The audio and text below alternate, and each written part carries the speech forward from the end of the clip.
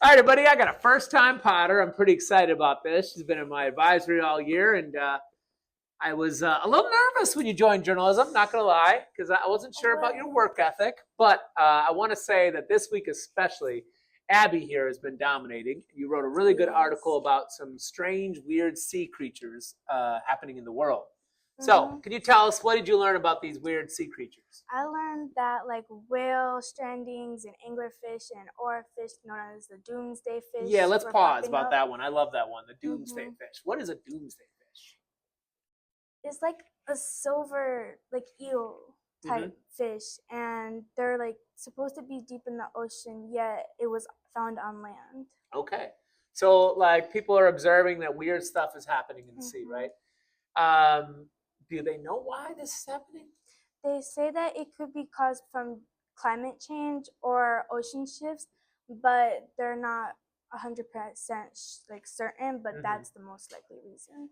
I love that. You obviously have done your research on this. Yes. Now, you did your research, but you also had a little fun with your article, didn't you? Yes, I did. Okay, so can we get into, I know you like conspiracies a little bit. Yes. Can we have some conspiracy fun over here? Well, Trump just did an order about like the baby drill, and it's an offshore drill which is in the ocean. So we came up with a thing called Aqua Trump. Aqua Trump. We gotta. I wish you guys could see the image. We have it in the paper, but it's a beautiful thing. Aqua Trump. So what is Aqua Trump? Aqua Trump is like Aquaman, where he's summoning all the deep sea creatures that are popping up on land, either to like fight Russia or like Canada. Yeah. I think these days Canada doesn't like us very much. So maybe we're summoning some sea creatures to come at him. Yeah, he got his sea friends. He got his sea friends ready to attack. Yes. All right. Well, I think that's a really cool article you made. And we should have you once a week come on here and talk about some conspiracy theories. I think you're really good at that. Okay. All right, Abby. See you next week. Okay, everybody. We are here with Odd Studios. Hey, everyone. Odd Studios here. Yeah, and this week I threw Odd Studios a bone. And I said, I know you've been waiting to talk about online digital creation stuff. So yes. What did you research this week? YouTubers, mainly gamers and stuff like that. Right. Now in the barn, there's a few gamers esports team. I know you all are into one of these channels, or at least two of them. But there's a lot of kids, especially since Gen Z, I believe, is the backbone of a lot of YouTubers' career and why they get anywhere. But besides Mr. Beast, we have the game theorists, Markiplier, Jacksepticeye, all these other, gamers who do this for a living. So let's go down your list a little bit. Yes. First one, who was it? Game theorists. Game theorists. Yes. So is that a name of a company, or is that just all kinds of gaming people?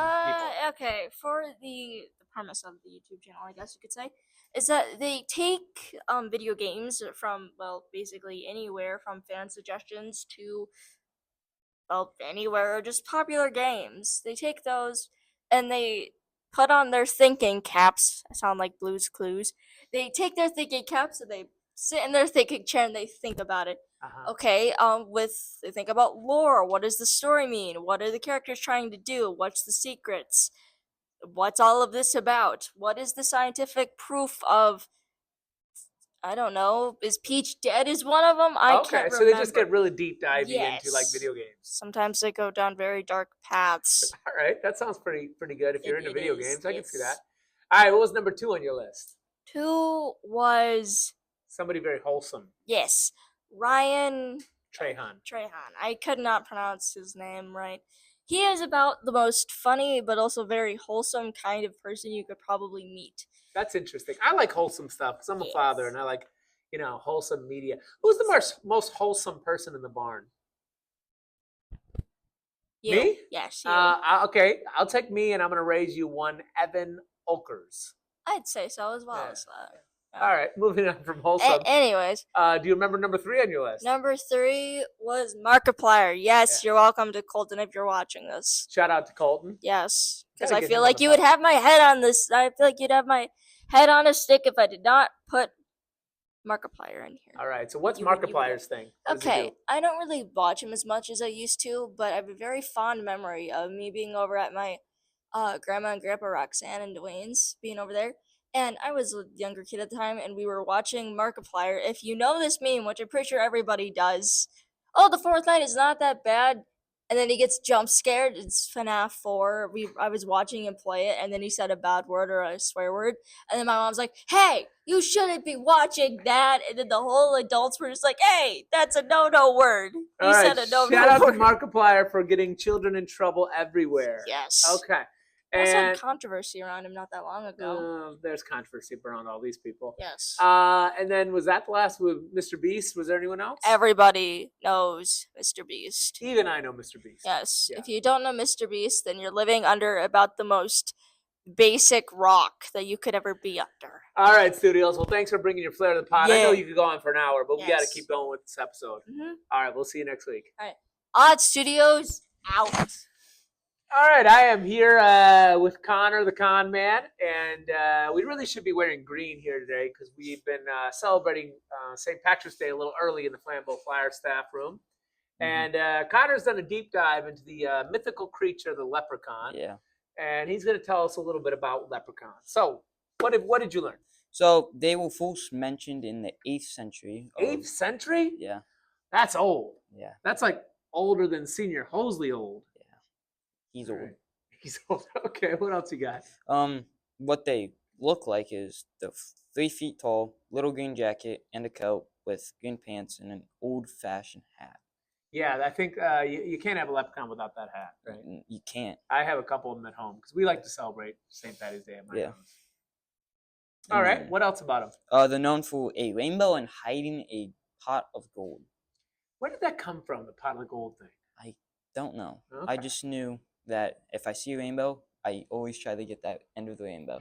There you go. You see the rainbow, you think of the leprechauns. If I see Lucky Charms, I'm trying to get the marshmallow, I'll tell you what. Yeah. What do you think about the people who take their Lucky Charms and only eat the marshmallows and leave the crunchy cereal? I mean, like, when you were little, yeah, I used to do that. You let things go with little kids. Like, Mhm. the same kind of thing with the I don't eat my crust on my pizza. Yeah. As an adult, that person's kicked out of the party immediately. Kicked out. Like, you're going to eat all our Yeah. pizza and just throw the crust in the box?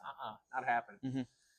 All right. And what else? What does the word leprechaun mean, Connor? The word leprechaun means small body. Oh, there you go. You learned something new here today on the Flyer Falcon Nest. Yeah. All right, Connor. Well, thanks for the information, and we'll see you next week. See you next week. All right, we're back in the sports corner, and this was a special week because we finally had some playoffs to talk about. So Mrs. Yes. Good is here to break down the Flambeau Falcons' first playoff game. Yeah, well, before we begin, check this out. That's our new swag, thanks to Mr. Rail. This Shout will out be to Mr. Rail. our new background for the podcast, so pretty excited about that. Absolutely, we're getting professional now. Yeah, we're getting, stepping up. I don't know about these microphones, but we'll just Hope you guys are hearing us well out see there. they're nice and soft and furry. Really adds to everything. It's all about an aura. That's the word the kids say. Anyway. Thanks, Ashlyn. Back to the game. So there was a lot of students in attendance. That was cool to see. There was. And, as a small town student myself, I kind of took initiative and said, hey, we got to get these students to the game. $6 is a lot of money. So we talked to all of the class advisors, and they all covered the fee for students. Yeah. And there were 44 students that attended the game that night. So, Great job, Flambeau. Good job. And 41 of them were actually wearing their shirts. Yes, there were 3 students that had an F, an H, and an S. Wonder Shout- what that would spell. Shout out to those boys. Who are they? That would be Jesse Lieball and Jacob Pecker and Kyle Blackstock. All right, guys. So Great way job. to go, gentlemen. Way to have that school spirit. I heard our own QB1, Cole Sly, was supposed to do it, but something changed. He did walk in, and as we were sitting by each other watching the game, he just kind of gives us a little head nod, and Yep. he looked like he had recently taken a shower. So good job, Cole, for coming to an event. There you go. Smelling good. All right, so to the game. Flambeau started off really strong, and then our star player, we noticed something looked off, and what Yeah, happened? he kept doing this and this and this, Yep. and I'm like, oh, don't wipe it on your jersey. Don't wipe it on your jersey. Oh, guess what? Got some blood on it. Yep, ref made him go to the locker room and switch, and lo and behold, Dom, no doubt Copaz, comes back out, and he's wearing, that's right, Sorry, I'm used to my officiating There reporting. you go. He's wearing 23, which is it's a bold move. I mean, coming from Chicago, if you're going to put on 23, you got to play in honor of it. Well, I think he did represent well. He was an unknown athlete in huddle, but we got him taken care of and got the stats. So. Yeah. No, Don played great. The whole team really played well, and we did what we wanted to do. We didn't make it close, and we were able to get our bench players in there too, which was really were cool. talking that the first half was a little closer than what we were expecting it, but I think both teams kind of needed to wake up a little bit and realize, hey, it's regional playoff time, like time to step up and get in gear. That's right. And that's where Chance the Cheetah kind of took off. We were talking who the top players were for Our the first Flambeau half. Federal player of the game. Yep. I got to go with the Cheetah, I think. Yep. We were definitely rooting for the Cheetah. How about the kid, though? The kid, you know what? Solly Reich, by the way, the kid. Yes, we ended up realizing he was the top rebounder that game. What? Mm-hmm. What Love is he? it. All of 5'7", Was 8? probably the shortest kid that played that game and the top rebounder. That says a lot about Solly, and that's a really says he's thing. quick, says he's aggressive, and he knows how to read the ball. That's right. So, way to go. Flambeau Flyer favorite, Flambeau Flyer person of the year, Joey 3-Tech even got in the game. Joey 3-Tech did get in. Everybody was put in as the bench was put in. P kind of reserved, our top players for the next game, which will be coming up on Friday. Mm-hmm. But Eli got to have his last moments on his home court, so that was pretty great. Very good career. He did receive a standing ovation, so congratulations, Eli. Yep. I wish we could see you play more at the barn, but well. That segues nicely because tomorrow we play Rib Lake, and I'm pumped up for that. But we're going to watch some highlights here, and hope you guys enjoy. All right, so the first one we have here is Chance, the Cheetah with the steal. Pushes it up the floor, and we got Ollie. We're just going to say he made that. We're going to go for it. All right, here's Dom Kova's first shot of the game, and he's feeling good. Wish he was wearing 23 for that one. But. Well, it comes. It Yep. comes. And this was a great block. I literally looked at Mr. Panazzo and said, if they don't call a jump ball, I'm going to lose it. All right, Eli Ruby in his last home game with a nice steal there. And I like that because that's what he's always been. He's been an all-around player. Yep, he's got that wingspan of Joey 3-Tech as well. And Flambeau High School gets a three-pointer. Good job. Oh, because he's wearing 23. He's wearing 23. Nice job, Huddle. There I like it is. that. Yep. Eli Ruby, there's a steal. And does he get the meal? He does. Thought about dunking it. Said maybe not. We did not leave hungry that night. Well, maybe we did because everyone was at McDonald's. There you go. And the Cheetah, thought about dunking it. Well, that's a shout-out to the Flambeau Flyer this week. Yeah. Yep. We'll have to see what that says. All right, Flambeau High School with a deep three. Love it. Nice. I hope they frame a picture of him with the 23 jersey just as a special thing. That would be cool. Riley, more than a mustache shoes, doing what he does. Yep. Get on the fast break. There he goes. And the left-handed finish. That's not an easy bucket at all. Nice work, Riley.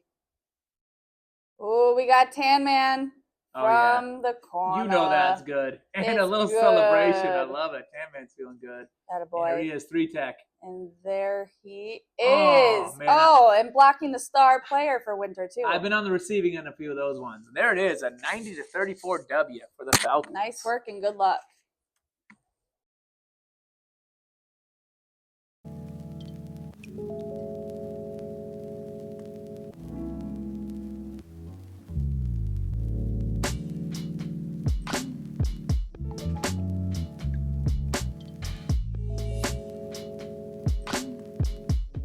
Air pollution, allergies, family history, and obesity.